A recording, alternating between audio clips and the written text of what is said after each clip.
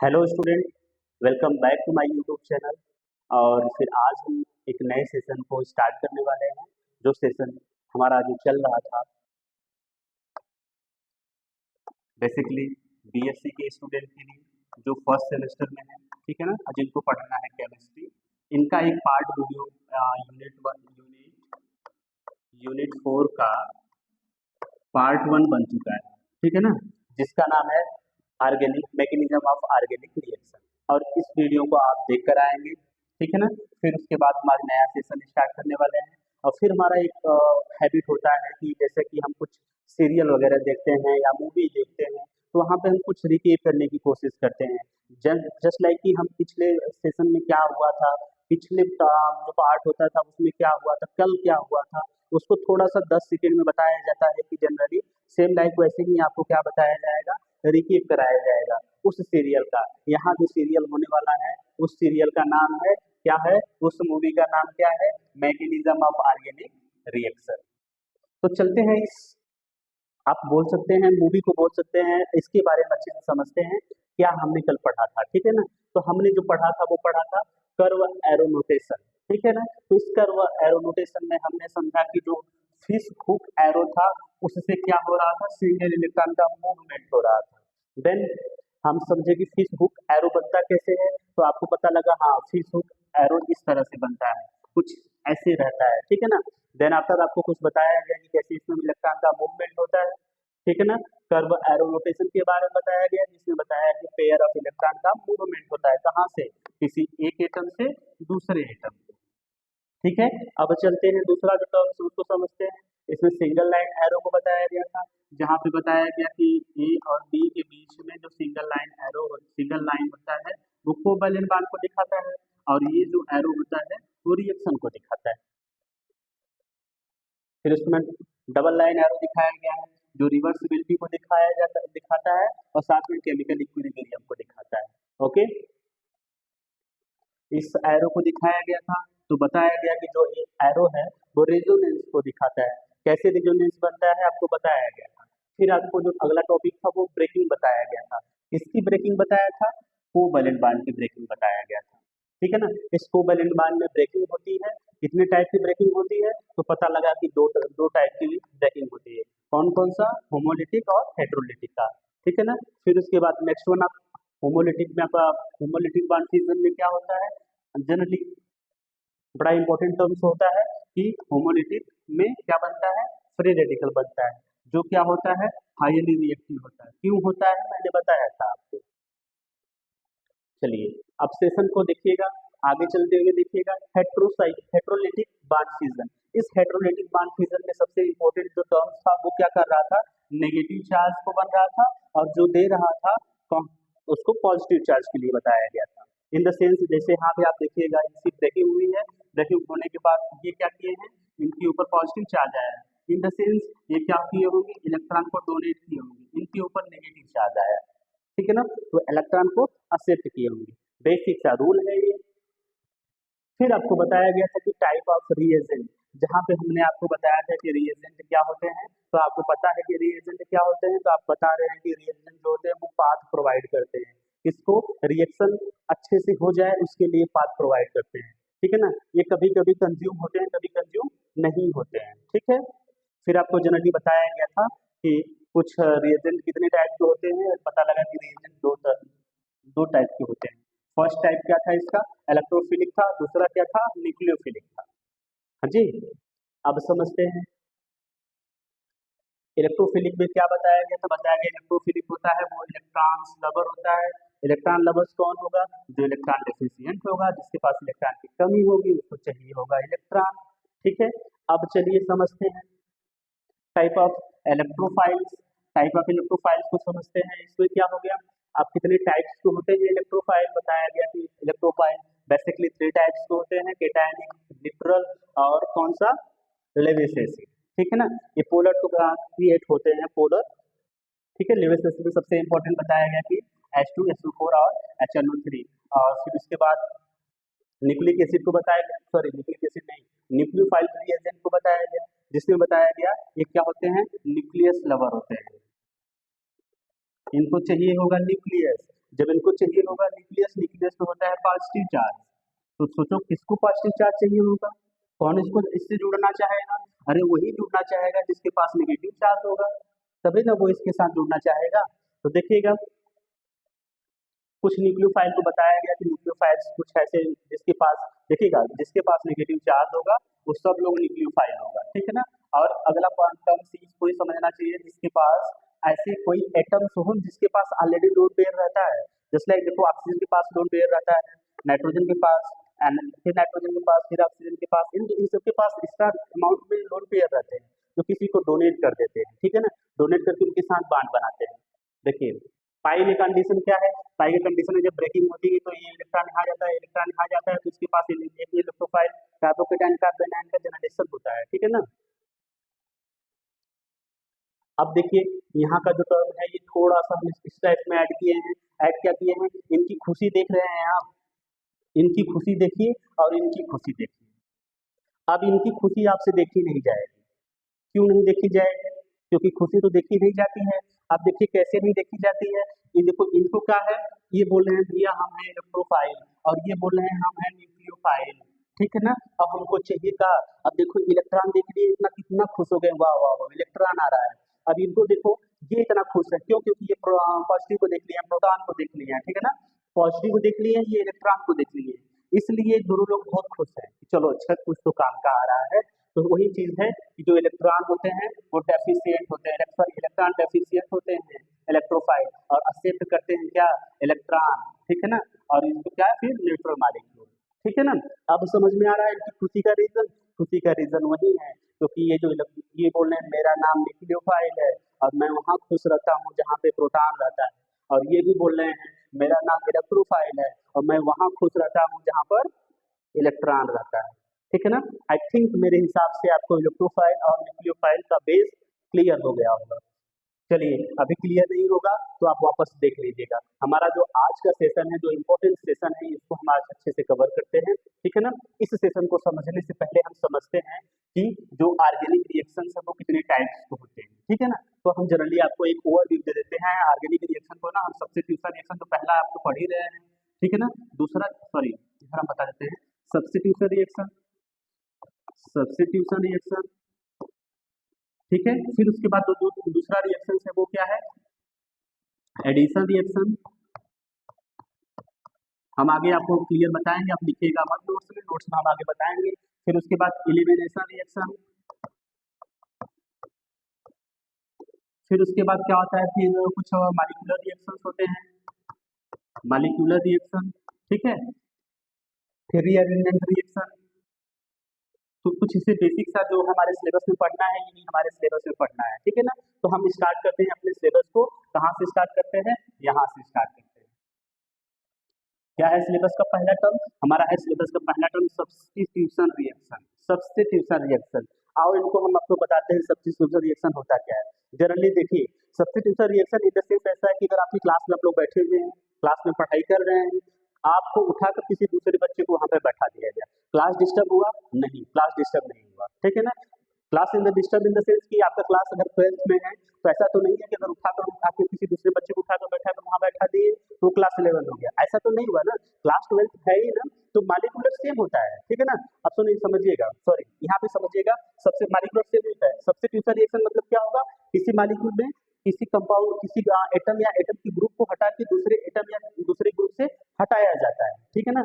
समझिएगा, देखिए reaction involves, ये रिएक्शन इसमें कुछ होते हैं जिसमें रिप्लेसमेंट होता है, ठीक है ना, रिप्लेसमेंट होता है और उसी को बोलते हैं substitution. Substitution of an atom, किसी एक एटम का या फिर ग्रुप ऑफ एटम या फिर ग्रुप ऑफ एटम का बाय द अनदर, दूसरे ग्रुप एटम्स या ग्रुप ऑफ एटम के द्वारा, ठीक है ना। किसी एटम को या ग्रुप ऑफ एटम को किसी दूसरे ग्रुप या एटम या ग्रुप ऑफ एटम के द्वारा उसको हटा देना, रिप्लेस करना, वही होता है सब्स्टिट्यूशन रिएक्शन।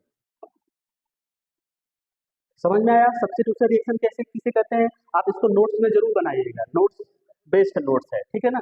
आप देखिए यहाँ पे क्या है, एथिल ब्रोमाइड लिया गया है, एथिल ब्रोमाइड का पोटेशियम हाइड्रोक्साइड के साथ रिएक्शन कराया जा रहा है, ठीक है ना। जब एथिल ब्रोमाइड का पोटेशियम हाइड्रोक्साइड के साथ रिएक्शन कराया जाएगा तो देखिए क्या बन रहा है कि यहाँ पर अगर डिवाइड करिएगा आप इसको, ये पॉजिटिव आता है, OH माइनस में जाता है, ठीक है ना।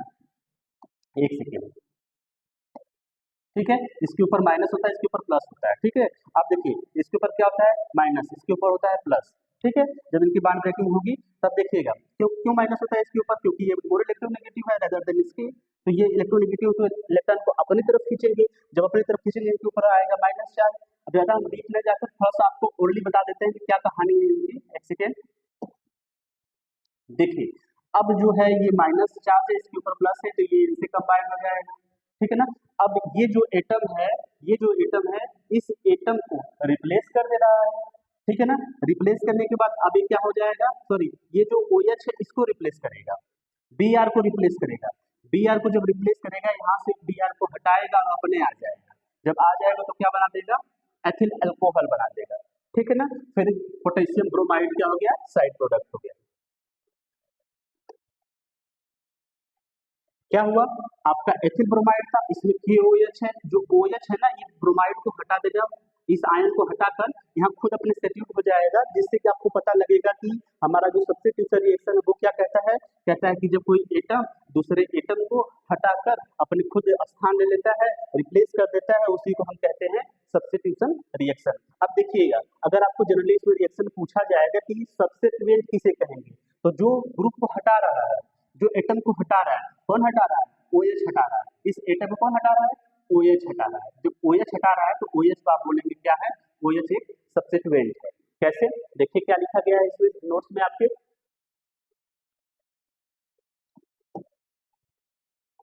इन अबव रिएक्शन, जो रिएक्शन बताया गया है Br is replace by bromine, क्या है रिप्लेस किया जाता है अनदर ग्रुप OH के थ्रू क्या किया जाएगा, इसको रिप्लेस किया गया, तो क्या मिला हमको, OH को हम समझे कि ये सब्स्टिट्यूएंट है, क्या है सब्स्टिट्यूएंट।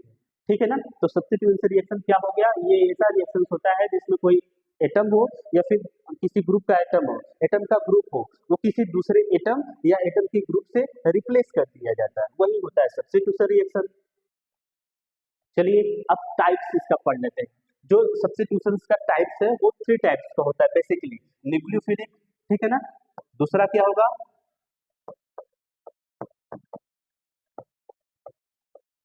इलेक्ट्रोफिलिक, तीसरा क्या होगा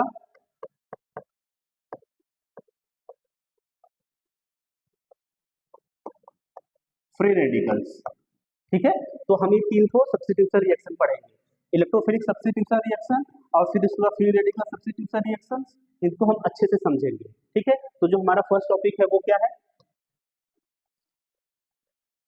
न्यूक्लियोफिलिक सब्स्टिट्यूशन रिएक्शन।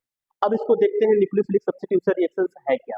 देखिए व्हेन सब्स्टिट्यूएंट, जो सब्स्टिट्यूएंट है इज अ न्यूक्लियोफाइल, आपको बताया गया है न्यूक्लियोफाइल कैसे खुश हो रहा था, किसको देखकर खुश हो जा रहा था, किसको देखकर खुश हो जा रहा था, याद करिए आप। ठीक है ना, किसको देखकर, नेगेटिव आयन। देखो जो नेगेटिव आयन होता है इसके पास, न्यूक्लियोफाइल के पास क्या होता है, नेगेटिव आयन होता है, वो खुश होते, देखिए देन सब्स्टिट्यूएंट इस reaction is called the nucleophilic reaction. देखिए इसी को बोला जा रहा है, ये न्यूक्लियोफाइल है। ठीक है ना, ये न्यूक्लियोफाइल है, अट्रैक्ट होगा किसके पास, पॉजिटिव की तरफ। ठीक है ना, इनको रिप्लेस करेगा, जब इनको रिप्लेस करेगा तो ROH बना देगा और इसको ROH बना देगा और इनको बाहर कर देगा। ठीक है ना, तो हम क्या कह रहे थे, हम ये कह रहे थे जब न्यूक्लियोफिलिक सब्स्टिट्यूशन रिएक्शन होता है, अब देखिए डिफिनेशन में, व्हेन सब्स्टिट्यूएंट्स इज न्यूक्लियोफाइल, जब सब्स्टिट्यूएंट्स क्या होते हैं, न्यूक्लियोफाइल या negative ion, then the substituents reaction, substitution reaction is called the nucleophilic substitution reaction. इनका कहने का मतलब ये है कि जब जो इलेक्ट्रोफाइल है वो इलेक्ट्रोफाइल क्या होगा, जब सॉरी जब जब न्यूक्लियोफाइल होगा रिएक्शंस में, ठीक है ना, जो सब्स्टिट्यूएंट करने वाला है, सब्स्टिट्यूशन रिएक्शन रिप्लेस करने वाला है, अगर उसके ऊपर नेगेटिव चार्ज है तो उसे आप क्या कहेंगे, आप उसको बोलेंगे nucleophilic substitution reaction. Okay, in case of base hydrolysis of alkyl halide, अब एल्किल हैलाइड का बेस के प्रेजेंस में, बेस के साथ हम क्या कराएंगे, हाइड्रोलिसिस करा रहे हैं। ठीक है ना, जब इसका हाइड्रोलिसिस कराएंगे तो देखिए बड़ा कॉमन सा रिएक्शन होता है, RX एल्किल हैलाइड का OH माइनस के साथ रिएक्शन कराएंगे तो अल्कोहल बनेगा और X माइनस बाहर हो जाएगा। ठीक है ना, अब देखिए in the RX halogen is higher electronegativity, halogen के पास क्या है, एल्किल की कंपैरिजन में हायर इलेक्ट्रोनेगेटिविटी है। आपको पता है, अच्छे से पता है कि जब जब कोई एटम हायर इलेक्ट्रोनेगेटिव होता है, किसी के साथ बॉन्ड करता है ना, तो इलेक्ट्रॉन को अपनी तरफ खींच के रखता है। सेम यहाँ पे कहानी है, due to which RX bond get polarise, और जो RX बॉन्ड है वो क्या हो जाएगा, पोलराइज हो जाएगा। तो R is partially positive and X is partially negative. Partially को कैसे दिखाया जाता है, ऐसे पॉजिटिव, इसको ऐसे नेगेटिव, ठीक है ना। कार्बन इज पॉजिटिव, कार्बन क्या होगा, positive charge, due to which the nucleophile can attack on the carbon. समझ में आया। देखिए जनरली रिएक्शन में ऐसे ही दिखाया जाएगा कि जब आपका बॉन्ड ब्रेक होता है, इसके ऊपर नेगेटिव चार्ज, इसके ऊपर पॉजिटिव चार्ज, ठीक है ना। जब नेगेटिव चार्ज होगा तो ये क्या हो जाएगा, इसके रिप्लेस अटैक कर देगा और ये चीज बाहर हो जाएगी, ठीक है ना। ओके, अगर जनरली क्या होगा, अगर आप हाइड्रोलिसिस करा रहे हो तो यहाँ पे क्या बन जाएगा, HCl बन जाएगा, ठीक है, समझ गए आप। अब देखिए ये जो न्यूक्लियोफाइल है ना, न्यूक्लियोफिलिक रिएक्शंस है, वो कितने टाइप के होते हैं, 2 टाइप के होते हैं, 2 तरह के होते हैं। SN1 रिएक्शन जो पहला है वो क्या है, SN1 रिएक्शन, दूसरा क्या होगा, SN2 रिएक्शन, ठीक है। देखो SN1 रिएक्शन को आप क्या बोलते हो, सब्स्टिट्यूशन रिएक्शन न्यूक्लियोफिलिक यूनिमॉलिक्यूलर, ठीक है ना, sorry substitution nucleophilic unimolecular reaction इसको बुलाता है SN1 को, ठीक है ना। अब इसे बोलते हैं यूनिमॉलिक्यूलर। अब यूनिमॉलिक्यूलर क्यों बोलते हैं, आप इसको समझिए। अ न्यूक्लियोफिलिक सब्स्टिट्यूशन रिएक्शन इन विच, जिसमें जो रेट डिटरमाइनिंग स्टेप इन्वॉल्व होता है ओनली इन वन मॉलिक्यूल, ठीक है ना, ओनली वन मॉलिक्यूल, एक ही मॉलिक्यूल के द्वारा इसका रेट डिटरमाइनिंग स्टेप क्या होता है, इन्वॉल्व होता है, इसीलिए केवल एक ही मॉलिक्यूल की वजह से, इसीलिए आप बोलते हैं इसको यूनिमॉलिक्यूलर। क्या बोलते हैं, यूनिमॉलिक्यूलर। और सिर्फ किस पे डिपेंड करेगा, सबस्ट्रेट पे। समझ में आया, देखिएगा फिर से समझिएगा इसको। देखिए SN1 को आप बोलते हो, क्या बोलते हो, सब्स्टिट्यूशन न्यूक्लियोफिलिक यूनिमॉलिक्यूलर, ठीक है ना। यूनिमॉलिक्यूलर क्यों बोला जाता है, क्योंकि जो इसका रेट होता है SN1 का ना, वो रेट किसी एक मतलब कि किसी एक रिएक्टेंट पे डिपेंड करेगा, वो सिर्फ डिपेंड करेगा सबस्ट्रेट पर। किस पे डिपेंड करेगा, सबस्ट्रेट पर।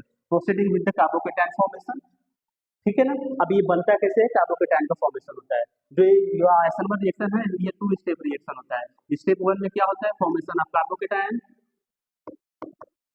फिर उसके बाद स्टेप 2 में क्या होगा, स्टेप 1 था, स्टेप 2 में क्या होगा, अटैकिंग ऑफ क्या, nucleophile on the carbocation. Nucleophile क्या करेगा, कार्बोकेटायन पे अटैक करेगा, प्रोडक्ट का फॉर्मेशन करेगा, ठीक है ना। अब देखिए इसे सिंगल यूनिमॉलिक्यूलर क्यों बोला जाता है, क्योंकि ये किसी एक सबस्ट्रेट पर डिपेंड करता है। देखिएगा स्टेप 1 में क्या हो गया, ये आयोनाइजेशन होगा, आयोनाइजेशन मतलब आयनों में टूटना, जिसमें क्या है, कार्बोकेटायन का फॉर्मेशन होगा, ठीक है ना। यही स्लो स्टेप होता है, this is a slow step, that's why we are calculated the RDX। RDS मतलब क्या होता है, rate determining yes for step, rate determining step, rate determining step in the sense इस रिएक्शन का हमको रेट निकालना होगा बाय द केमिकल काइनेटिक, तो हम इसी वाले स्टेप से निकालेंगे, जो स्लो होता है उसी से हम निकालते हैं। देखिए अब इसमें क्या होगा, सबस्ट्रेट मॉलिक्यूल RX, ये जो सबस्ट्रेट मॉलिक्यूल है वो RX broken into carbocation, sir broken, ये टूटेगा, रिएक्शन टूटेगा, टूटने के बाद कार्बोकेटायन का फॉर्मेशन करेगा। ये स्लो स्टेप होता है, कौन सा स्टेप होता है, स्लो स्टेप होता है, और इसी से हम रेट डिटरमाइन करते हैं और इसके रेट को हम पता करते हैं, ठीक है ना, बड़ा इंपॉर्टेंट होता है। चलिए हम समझा दें आपको। देखिए ये जो RX है ना, अब RX में जैसा कि आपको बताया गया पहले कि एक R है, X है, X की ज्यादा इलेक्ट्रोनेगेटिव होने की वजह से क्या हो गया, इसके ऊपर नेगेटिव चार्ज रहता है, बॉन्ड का ब्रेक हो जाता है, तब इसके ऊपर क्या आता है, पॉजिटिव चार्ज हो गया। ये बहुत स्लो रिएक्शन होता है, ठीक है ना, आप ऐसा लिखेंगे, ये स्लो रिएक्शन होता है, ये एरो के ऊपर स्लो लिखना आप, स्लो रिएक्शन होता है और R पॉजिटिव बनाता है और X माइनस बनाता है। ये इंटरमीडिएट होता है, इंटरमीडिएट मतलब जब रिएक्शन स्टार्ट हो रहा है, प्रोडक्ट बन रहा है, उसके बीच में एक कंडीशन आएगी, उसे हम बोलेंगे इंटरमीडिएट, ठीक है ना। अब देखिएगा दूसरा स्टेप समझिएगा, इस यहाँ पे क्या फॉर्मेशन हो गया, ये है कार्बोकेटायन, क्या है, कार्बोकेटायन, कार्बोकेटायन का फॉर्मेशन हो गया। तो बताया गया कि स्टेप 1 में कार्बोकेटायन का फॉर्मेशन होता है। आप दूसरे स्टेप में देखिएगा,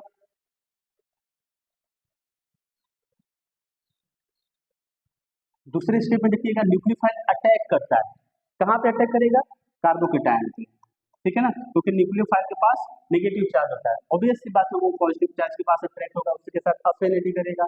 ये जो स्टेप होता है वो फास्ट स्टेप होता है। अच्छा आप किसी कोई पूछेगा जो फास्ट स्टेप होता है उसे आप RDS निकाल सकते हैं, RDS निकाल सकते हैं, तो आप बोलेंगे नहीं, RDS फास्ट स्टेप से नहीं निकलता है, RDS सिर्फ किससे निकलता है, स्लो स्टेप के रिएक्शन से निकलता है। चलिए समझते हैं इसके बारे में। जो न्यूक्लियोफाइल है ना OH नेगेटिव अटैक करता है, कहाँ अटैक करता है? कार्बोकेटायन पे। जैसे मैंने आप ऊपर बताया, ऊपर बताने के बाद देखिए इसके ऊपर आता है पॉजिटिव चार्ज, इसके ऊपर नेगेटिव चार्ज, ये क्या करेगा? इसके साथ कंबाइन कर लेगा, तो आपका जो प्रोडक्ट है वो क्या बनेगा? जो भी प्रोडक्ट है उसके बाद बनेगा, ठीक है ना। अगर जो भी न्यूक्लियोफाइल आप लिए हैं उसके अकॉर्डिंग प्रोडक्ट बनेगा। अगर न्यूक्लियोफाइल OH लिए हैं तो आपको क्या बन जाएगा? एल्कोहल बन जाएगा, ठीक है ना। एक छोटा सा रिएक्शन हम आपको दिखाना चाहेंगे, ठीक है ना।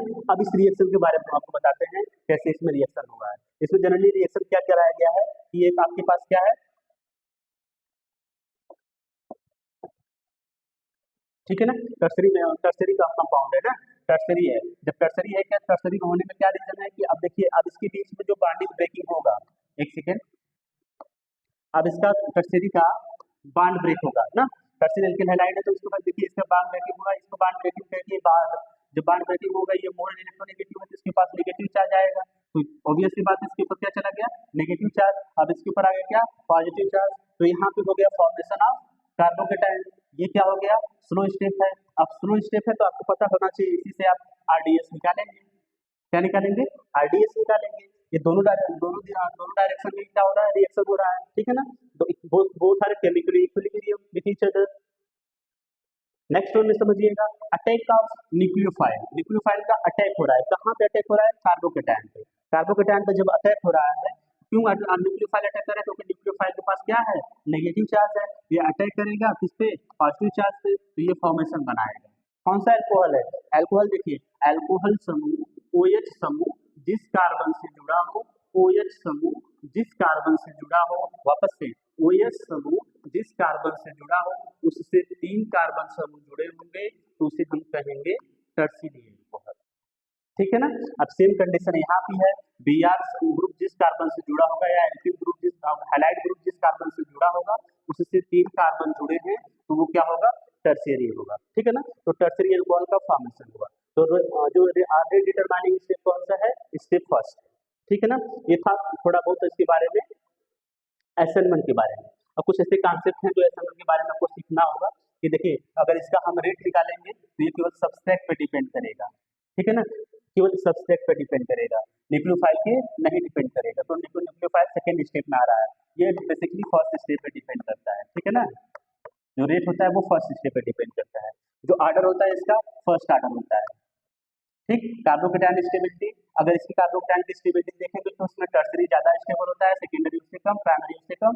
Methyl does not undergo the SN1 reaction. इसके पीछे एक थोड़ी सी लॉजिक है, केमिस्ट्री की लॉजिक है, हम 2 मिनट में इसको समझा दे रहे हैं। देखिए जो टर्सरी है, एल्किल है, अब मेथिल का देखिएगा, मेथिल होता है ऐसा,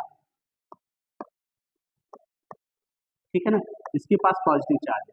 अब इसके पास कोई ऐसा ग्रुप ही नहीं है कि जिसके पास प्लस आई इफेक्ट या माइनस आई इफेक्ट होता हो, ठीक है ना। इसकी वजह से ये क्या होगा? SN1 रिएक्शन नहीं देता है मेथिल, ठीक है। अब आगे चलिएगा, समझिए इसको। ये पोलर प्रोटिक सॉल्वेंट होता है, ऑब्वियस सी बात है, पोलर प्रोटिक सॉल्वेंट के प्रेजेंस में रिएक्शंस देते हैं, इसमें कोई वो नहीं है। स्टेरियोकेमिस्ट्री इसकी थोड़ी सी कॉम्प्लिकेटेड है।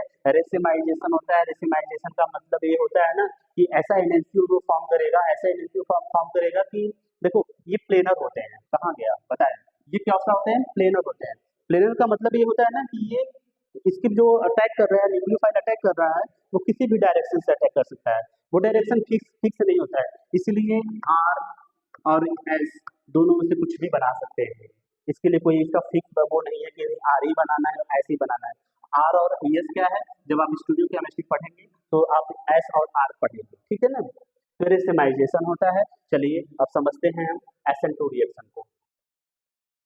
बड़ा अच्छा SN2 रिएक्शन है, ये भी बड़ा अच्छा है। इसमें देखिए SN2 रिएक्शन होता है जिसमें सब्स्टिट्यूशन न्यूक्लियोफिलिक होता है, किसके द्वारा होता है? बाई मॉलिक्यूलर द्वारा होता है, वो डिपेंड करेगा 2 मॉलिक्यूल से। न्यूक्लियोफाइल सब्स्टिट्यूशन रिएक्शन अकर होता है इन सिंगल स्टेप, एक ही स्टेप में होता है। जो SN1 था वो कितने स्टेप में हो रहा था? 2 स्टेप में, ठीक है ना। ये क्या होगा? सिंगल स्टेप में होगा, which where the nucleophile attack the substrate at the same time leaving group of the departure. जैसे क्या होता है कि आप कहीं जाते हैं और कहीं लेट अस सपोज कि कहीं आप परिवार को बिना बताए हुए गए हैं, है ना। अगर आप भाई बहन या मम्मी पापा जिसको बिना बताए हुए चले गए हैं, ठीक है ना। अगर वहाँ पे 2 रोड है, ठीक है, तो एक एक दरवाजे से वो आते हैं और दूसरे दरवाजे से आप बाहर निकलते हैं।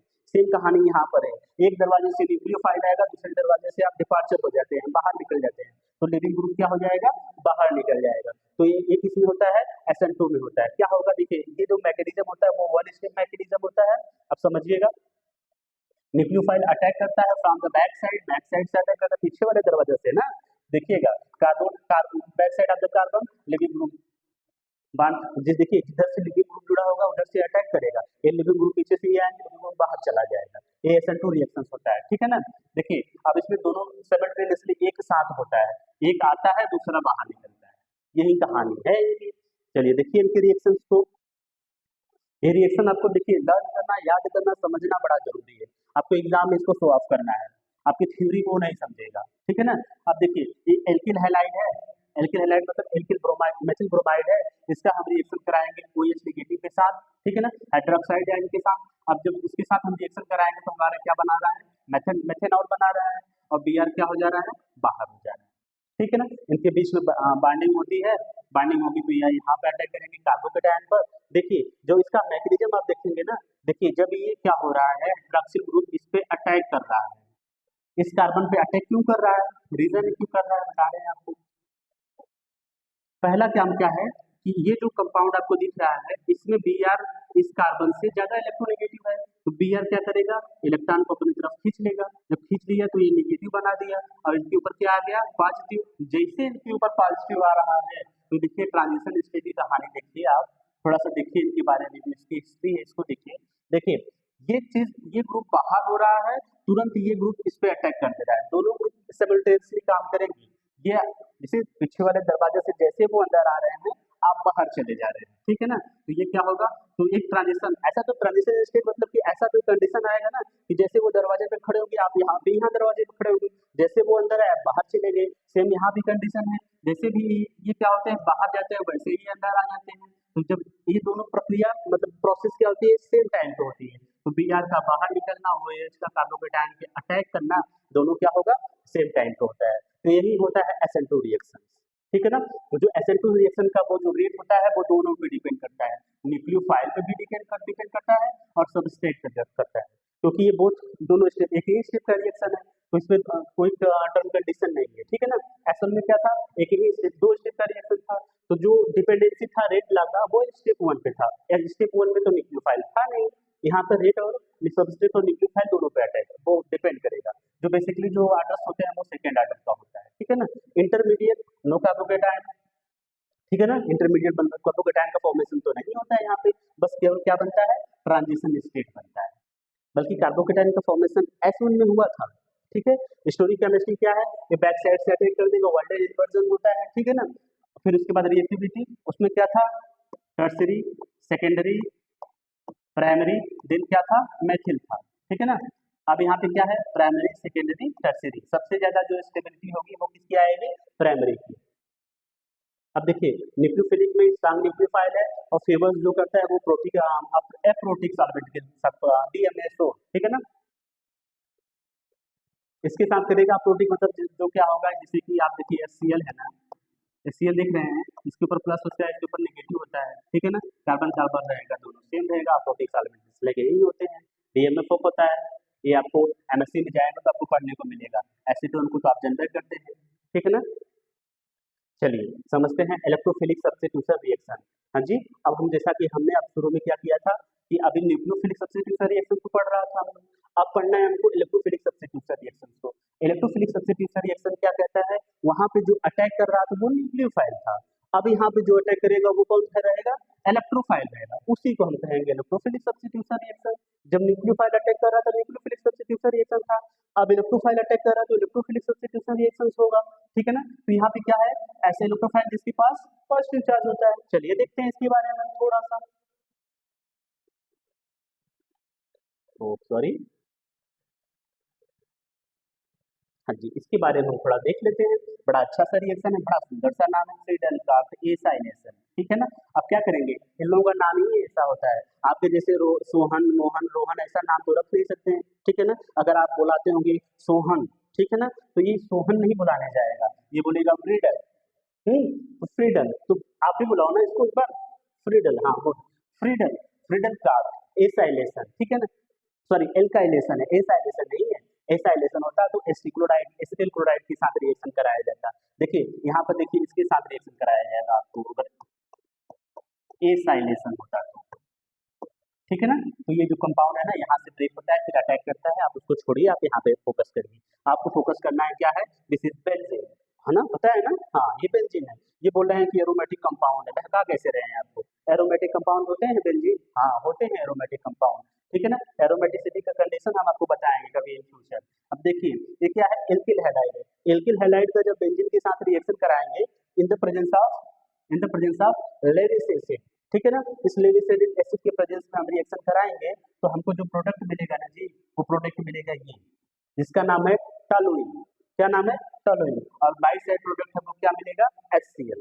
अब इनका क्या काम है, इनके साथ सबस्ट्रेट इनके साथ रिएक्शन करके इलेक्ट्रोफाइल का फॉर्मेशन करते हैं। कैसे करते हैं देखिए, AlCl3 है ना, ये यहाँ का बांड टूटता है, बांड ऑब्वियसली टूटेगा तो इसके पास नेगेटिव चार्ज आता है, इसके पास पॉजिटिव चार्ज होता है। जब ये बांड यहाँ से टूट रहा है तो Cl क्या करेगा, इनके साथ जुड़ जाएगा, AlCl3 AlCl क्या बना ले रहा है, AlCl4 नेगेटिव बना ले रहा है, ठीक है ना। वो अनस्टेबल होता है, जब भी मौका मिलेगा कहीं H+ प्रोटॉन देखेगा तुरंत अपना कैच करके HCl को बाहर कर देता है, बड़ा अच्छा होता है। जो HCl बाहर हुआ है ना इसी की वजह से होता है, बड़े एक्टिव होते हैं AlCl4। देन आफ्टर आपको क्या बना दिए, मेथिलीन अमाइन बना दिए, ठीक है ना। इसी को बोलते हैं ना, देखो ना किसी के ऊपर अगर पॉजिटिव चार्ज होता है जी तो आप उसे क्या बोलते हैं, इलेक्ट्रोफाइल। जी तो वही तो है इलेक्ट्रोफाइल। अब ये इलेक्ट्रोफाइल अटैक करेगा, भाई साहब के पास देखो, भाई साहब के पास होता है एक H पहले से होता है, हाँ जी, अब ये दो ही H होता है ना, अब इनको बाहर भाई साहब को बाहर करके सीधा सा अपने अटैक कर लेगा, बोलेगा भैया हम तो राज करेंगे, ठीक है ना, ये राज कर लिया। एक सेकेंड इसको हम आपको थोड़ा सा क्लियर कर देते हैं। देखिए यहाँ पे क्या होता है, H होता है, ठीक है ना। अभी जो कार्बन है, एक बांड, दो बांड, तीन बांड, ठीक है ना, इसके बाद चार बांड बना ले रहे हैं। जब वो कार्बन क्या अटैक करेगा तो ये बांड हटता है, तो कुछ सेकंड के लिए वो उसका रेजोनेंस हट जाता है, तो ऐसे अटैक करता है। कौन अटैक किया, CH3 अटैक किया। क्यों CH3 अटैक किया, यदि भाई साहब इसके पास तो इलेक्ट्रोफाइल है ना, यही ना अटैक करेगा यहाँ पे। जब ये अटैक कर दिया ना तो ये क्या होगा, जब ये अटैक करेगा तो ये अपना बांड यहाँ दे देते हैं, अपने बाहर हो जाते हैं। जैसे ये प्रोटॉन बाहर हुआ, काम की बात सुनिए, जैसे ये प्रोटॉन बाहर हुआ, ये भाई साहब इसी का तो इंतजार करते हैं कैसे तो उनका मौका मिले। अब इनको मौका मिल जाता है, तुरंत इनको लेते हैं और बाहर कर देते हैं कि चलिए अच्छा हमारा जान बचा, क्योंकि ये है कैटलिस्ट। आपको डेफिनेशन पता है कैटलिस्ट का, ऑब्वियस का पता होगा, क्योंकि कैटलिस्ट होते हैं ना, ये बोलते हैं ना ना हमको कहीं भाग लेना होना नहीं है, हमको बस उसका आना है। सिंपल भाषा में समझिए, जो सिर्फ रेट की रिएक्शन को स्टिमुलेट कर देता है, या तो बढ़ाना काम होता है या तो फिर घटाना। इनहिबिटर की तरह भी कैटलिस्ट का यूज किया जाता है। ऐसा नहीं है कि बस सिर्फ कैटलिस्ट का यूज हम वो रिएक्शन की रेट को बढ़ाने के लिए करते हैं, नहीं, इसका इनहिबिटर के लिए भी कभी रैंडमली किया जाता है। सबका काम तो सेम होता नहीं है। वही कहानी है इनका कि HCl का प्रोडक्ट बन गया और आपको फाइनल प्रोडक्ट मिल गया। और यहाँ से आपको यही चीज समझना है कि जो इलेक्ट्रोफाइल 1 सेकेंड ऐसा लिख दिए कि हमको खुद भी समझ में आ रहा है कि हमको बताना क्या है। 1 सेकेंड, 1 सेकेंड,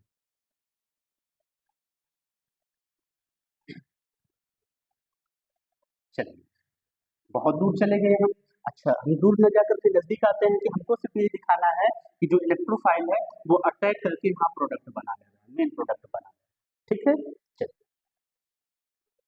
जो थर्ड वन स्टेप है वो क्या है, थर्ड वन स्टेप नहीं है, ये इसका पार्ट है। जैसा कि हमने आपको बताया कि हम क्या पढ़ने वाले थे, इलेक्ट्रोफिलिक सब्स्टिट्यूशन रिएक्शन, हम पढ़े न्यूक्लियोफिलिक सब्स्टिट्यूशन रिएक्शन। अब हमारा काम है फ्री रेडिकल सब्स्टिट्यूशन रिएक्शन। अब पहले क्या था, कोई नेगेटिव आयन अटैक कर रहा था भाई साहब, कोई फिर अब क्या था, कुछ पॉजिटिव आयन अटैक कर रहा था।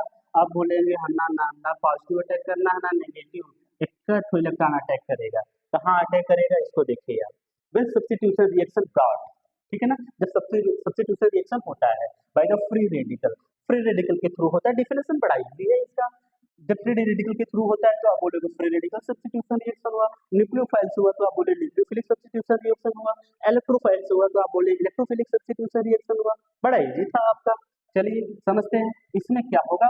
मेथेन, मेथेन क्या किया है, रिएक्ट कर रहा है, किसके साथ रिएक्ट कर रहा है, क्लोरीन के साथ। जब क्लोरीन के साथ रिएक्ट कर रहा है बच्चा लोग ना, तो ये क्या बना रहे हैं, मेथिल क्लोराइड बना रहे हैं। अब इनके बीच का जो कहानी देखिए, अब इनके बीच की हम कहानी आपको दिखाते हैं ठीक है ना।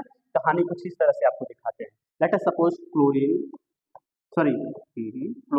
अब क्लोरीन के बीच का जो बॉन्डिंग हुआ है बच्चा लोग, हम तो बस आपको बॉन्डिंग दिखा रहे हैं, हमारा जो मेन पर्पज है बॉन्डिंग दिखाना। क्लोरीन के बीच में जो बॉन्डिंग हुआ कुछ इस तरह से बॉन्डिंग हुआ था बच्चा लोग। बॉन्डिंग हो गया ना, बॉन्डिंग होने के बाद कोवैलेंट बॉन्ड बना लिए। अच्छा, जब कोवैलेंट का टूटना होता है ना, जब टूटना होता है तो एक Cl क्या करेगा, एक बॉन्ड एक इलेक्ट्रॉन लेता है, प्लस एक Cl क्या करेगा, एक इलेक्ट्रॉन लेता है। ओके, अब यहाँ पर भी हो रहा है। देखिए जितना भी फ्री रेडिकल के रिएक्शंस होते हैं, मैंने आपको बताया है कि फ्री रेडिकल के reaction in the presence of UV light, और फिर इसको हम हीट करते हैं। ठीक है, अब देखिए इनका जब इनका भी बॉन्ड का ब्रेकिंग होगा, चलिए इनका भी करा देते हैं बॉन्ड की ब्रेकिंग।